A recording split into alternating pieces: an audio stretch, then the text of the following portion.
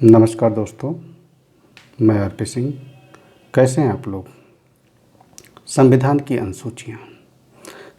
अनुसूचियाँ दोस्तों पीसीएस में, आरओ में, यूपीएसआई में, यूपीएसएससी में, एसएससी में सभी एग्जाम में पूछा जाता है। ये लगभग 15 मिनट का वीडियो होगा। अगर 15 मिनट का वीडियो आप 2 से 3 बार देखते हैं तो आपकी पूरी संभावना किसी एग्ज़ाम में क्वेश्चन गलती नहीं होगा। अभी इस पेज के माध्यम से हम सूचियाँ पढ़ा रहे हैं। भविष्य में जल्द ही हम बेहतर माध्यम से आपको पढ़ाना शुरू करेंगे। ये पेज इसलिए रखा गया है कि कहीं ना कहीं आप हमें पता चले कि हम पढ़ क्या रहे हैं अनुसूचियों के बारे में। मेरा एक अनुभव है, मेरा विश्वास भी है कि अगर आप 15 मिनट तक इसको देखते हैं तो वनडे एग्जामिनेशन कोई भी हो, अनुसूचियों से क्वेश्चन आपका गलत नहीं होगा। चलिए दोस्तों, हम अनुसूचियाँ शुरू करते हैं। संविधान जिस समय लागू हुआ था 1950 में, उस समय संविधान में 8 अनुसूचियाँ थीं और वर्तमान में अनुसूचियों की संख्या 12 हो चुकी है। तो कुल कितनी अनुसूचियाँ हैं? 12 हैं। मूल संविधान में कितनी अनुसूचियाँ थी? 8 अनुसूची। जैसे प्रथम अनुसूची में संघ और राज्य क्षेत्र का उल्लेख किया गया है। भारत में 28 राज्य और 8 संघ शासित प्रदेश हैं। अगर कोई नया राज्य जुड़ता है या नया राज्य बनता है तो किस अनुसूची में संशोधन करना होगा? प्रथम अनुसूची में संशोधन करना होगा। संघ शासित प्रदेशों का प्रशासन राष्ट्रपति द्वारा किया जाता है। संघ शासित प्रदेशों का बजट, जहाँ पर विधानसभाएं नहीं हैं, वहाँ का बजट संसद में पेश किया जाता है। तो ये कई बार एग्जाम में पूछा गया है। और वर्तमान में 3 संघ शासित प्रदेश ऐसे हैं जहाँ पर विधानसभा का गठन किया गया है।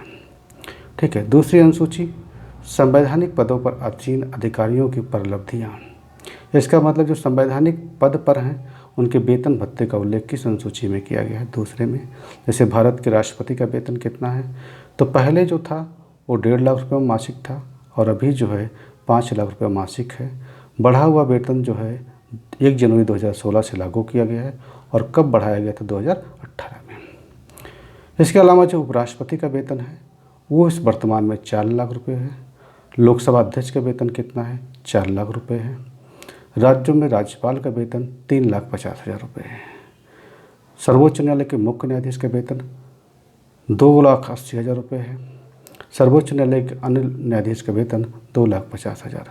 नियंत्रक महालेखा परीक्षक का वेतन 2,50,000। उच्च न्यायालय के मुख्य न्यायाधीश का वेतन 2,50,000। उच्च न्यायालय के मुख्य न्यायाधीश का वेतन 2,50,000। महान्यायवादी का वेतन 2,50,000। इसके अलावा जो है उच्च न्यायालय के अन्य न्यायाधीश का 2,25,000। उपराज्यपाल का वेतन दोस्तों कितना है? 2,25,000। संसद सदस्य का वेतन कितना है? 1 लाख रुपये मासिक।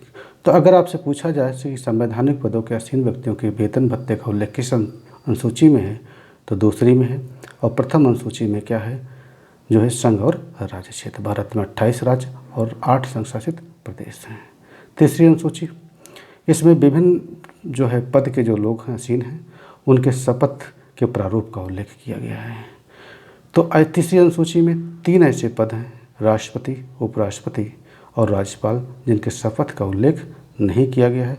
राष्ट्रपति के शपथ का उल्लेख अनुच्छेद 60 में, उपराष्ट्रपति के शपथ का उल्लेख अनुच्छेद 69 में और राज्यपाल के शपथ का उल्लेख अनुच्छेद 159 में किया गया है। दोस्तों, अब जो है इस अनुसूची में किनके शपथ का उल्लेख किया गया है, किन पदों के शपथ का उल्लेख किया गया है? संघ के मंत्री, संसद के लिए निर्वाचन संसद के सदस्य, सर्वोच्च न्यायालय के न्यायाधीश, भारत के नियंत्रक महालेखा परीक्षक, राज्य मंत्रिपरिषद के सदस्य, राज्य विधानमंडल के सदस्य, उच्च न्यायालय के न्यायाधीश।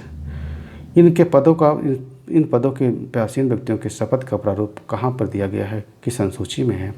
तो तीसरी अनुसूची। तो पहला अनुसूची हुआ जो है संघ और राज्य क्षेत्र, दूसरी अनुसूची हुई वेतन भत्ता और तीसरी अनुसूची हुई शपथ का।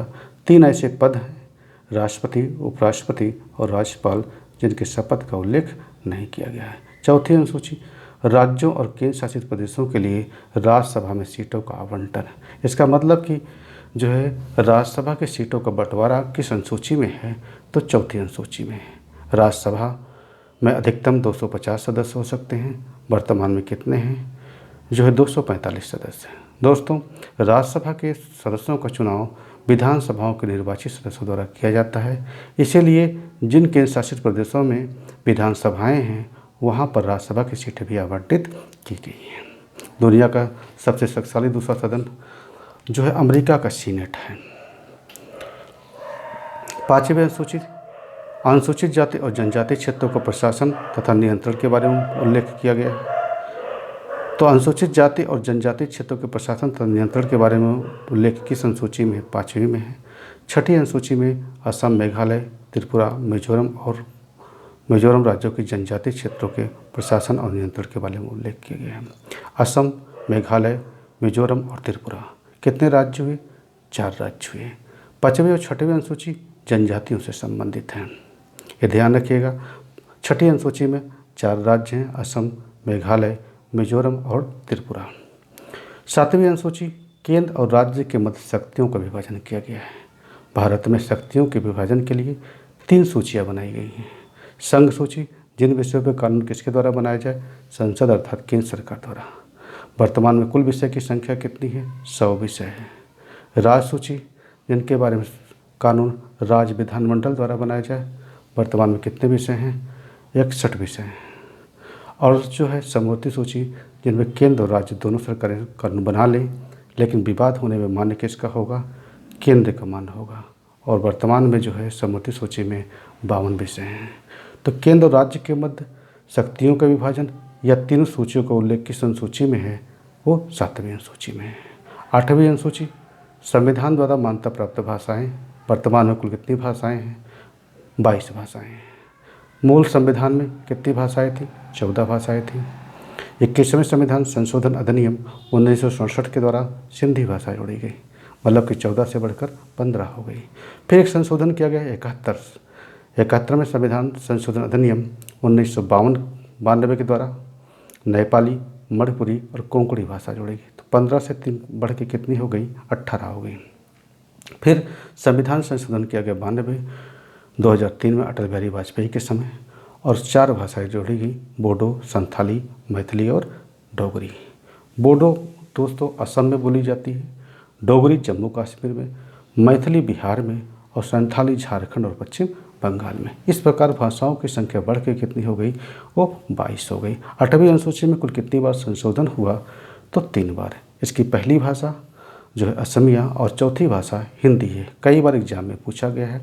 8वीं अनुसूची में जो है अंग्रेजी का उल्लेख नहीं किया गया है, और अंग्रेजी जो है नागालैंड की क्या है? राज्य की भाषा है। संस्कृत और सिंधी का उल्लेख 8वीं अनुसूची में है, वो किसी राज्य की प्रथम राज्य की भाषा नहीं है। संस्कृत उत्तराखंड और जो है हिमाचल प्रदेश का दूसरी राज्य भाषा है। तो भाषाओं का उल्लेख किस अनुसूची में है? 8वीं अनुसूची में। और कुल कितनी भाषाएं हैं? वो 22 भाषाएं हैं। दोस्तों 9वीं अनुसूची, ये प्रथम संविधान संशोधन अधिनियम 1951 के द्वारा जोड़ा गया। 9वीं अनुसूची प्रथम संविधान संशोधन अधिनियम 1951 के द्वारा जोड़ा गया। इसमें जो है कुल 284 विषय हैं। वर्तमान में इसकी 282 विषय बचे हुए हैं। ऐसे विषय जिनके बारे में न्यायालय में अपील नहीं की जा सकती, किस अनुसूची में जोड़े गए हैं? वो 9वीं अनुसूची में जोड़े गए हैं। 10वीं अनुसूची दल बदल से संबंधित है। 52वें संविधान संशोधन अधिनियम 1985 के द्वारा दल बदल को जोड़ी गई 10वीं अनुसूची में। राज्यों का अधिक प्रधानमंत्री थे। 11वीं अनुसूची 73वें संविधान संशोधन अधिनियम 1992 के द्वारा जोड़ा गया। इसमें पंचायती राज का उल्लेख है, और पंचायती राज से संबंधित कुल 29 विषयों का उल्लेख है। तो पंचायती राज किस अनुसूची में है? वो 11वीं अनुसूची में है। और पंचायती राज से संबंधित कुल कितने विषय हैं? वो 29 विषय हैं, जबकि पंचायती राज का उल्लेख भाग 9 में है। 12वीं अनुसूची 74वें संविधान संशोधन अधिनियम 1992 के द्वारा जोड़ा गया। इसमें नगरीय निकाय का उल्लेख है, और नगरीय निकाय से संबंधित कुल कितने विषयों का उल्लेख है? 18 विषयों का है। तो दोस्तों कुल कितनी अनुसूचियाँ हो गई? 12 अनुसूची हो गई। इस तरीके से हम करेंगे और हमें क्या होगा? अनुसूचियाँ याद हो जाएगी। धन्यवाद दोस्तों।